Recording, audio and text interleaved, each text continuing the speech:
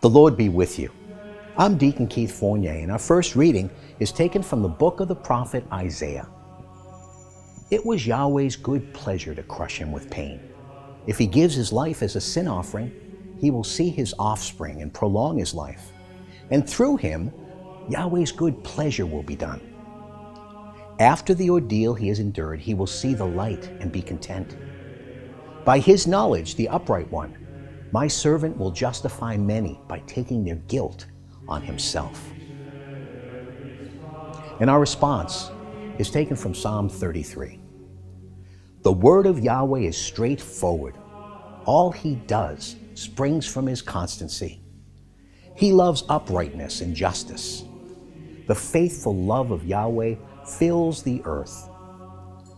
But see how Yahweh watches over those who fear him, those who rely on his faithful love, to rescue them from death and keep them alive in famine.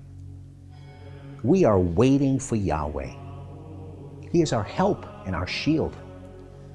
Yahweh, let your faithful love rest on us as our hope has rested in you.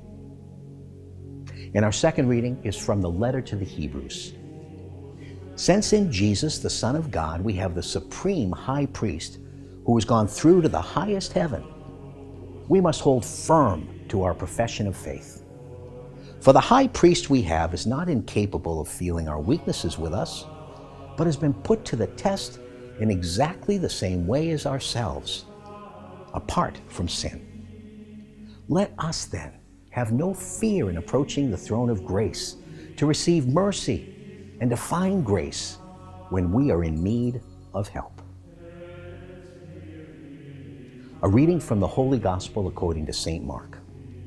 James and John, the sons of Zebedee, approached Jesus. Master, they said to him, we want you to do us a favor. He said to them, what is it you want me to do for you?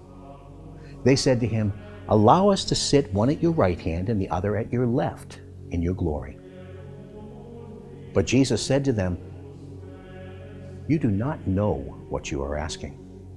Can you drink the cup that I shall drink, or be baptized with the baptism with which I shall be baptized? They replied, we can. Jesus said to them, the cup that I shall drink you shall drink, and with the baptism with which I shall be baptized, you shall be baptized.